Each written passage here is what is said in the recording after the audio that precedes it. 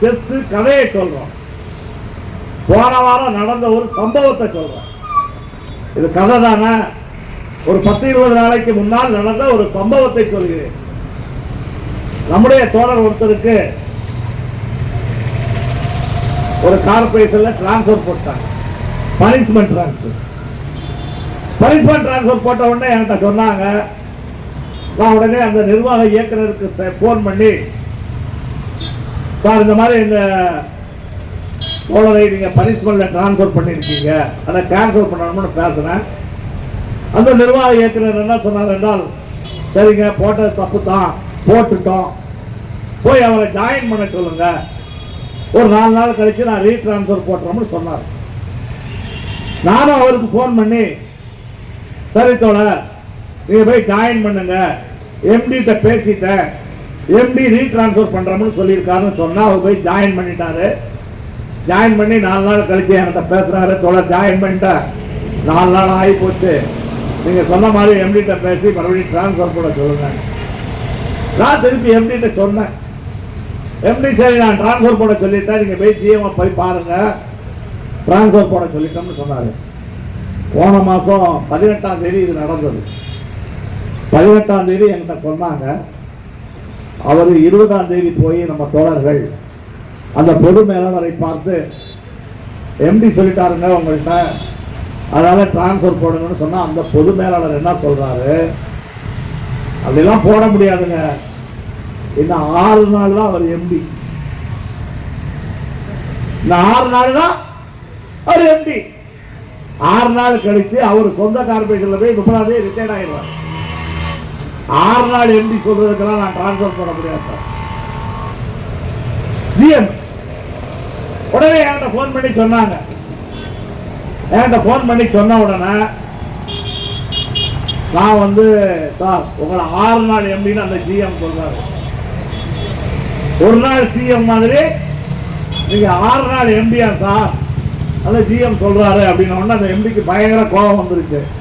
நான் போன் பண்ண அவர் போன் எடுக்கல, நான் மெசேஜ் போட்டு விட்டேன், நீங்க 6 நாள் எம்டின்னு இந்த ஜிஎம் சொல்றாரு, அதனால வந்து கொஞ்சம் தலையிடுங்க சார்ன உடனே அவர் கோபம் வந்து பதிலுக்கு எனக்கு மெசேஜ் போட்டாரு, நாளை காலையில் உங்களுக்கு டிரான்ஸ்பர் ஆனவரும் ஐ ஆம் ஆர்டர்டு அப்படின்னு போட்டேன்.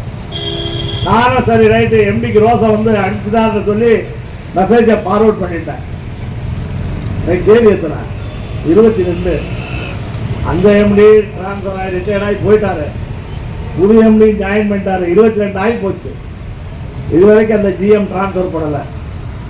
அதாவது எம்டியா இருக்கிற நீ, எம்டியா இருக்கும்போது ரிட்டையர்ட் ஆக போறோம்னா கீழே இருக்கக்கூடிய ஜிஎம் கூட மதிக்கிறது இல்லை.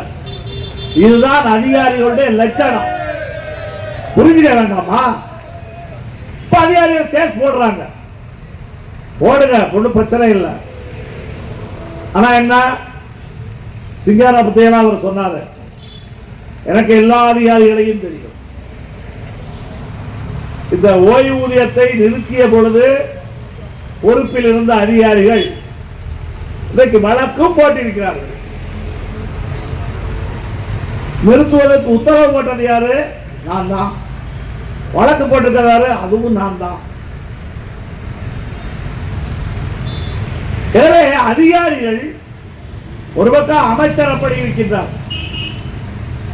அரசாங்கம் அப்படி இருக்கின்றது, அதிகாரிகள் இப்படி இருக்கின்றார்கள்.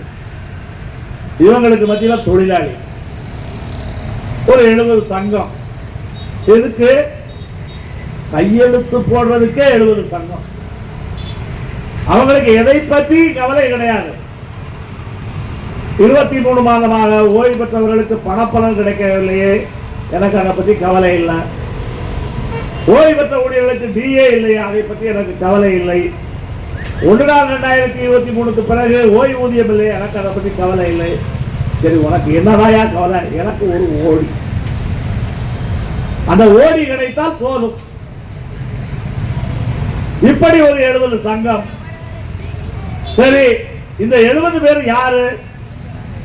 70 பேர் யாருன்னு எனக்கும் தெரியாது. இப்ப அவங்கள பூரா வரிசையா கொண்டு வந்து நிப்பாட்டினா கூட, நானும் பேச்சுவார்த்தைக்கு போனவன் தான், யார் யாரு என்னால அடையாளம் கண்டுபிடிக்க முடியாது. ஒரு நாள் 2 நாள் வந்துட்டு போற ஆள்லாம் எப்படி அடையாளம் கண்டுபிடிக்க முடியும்?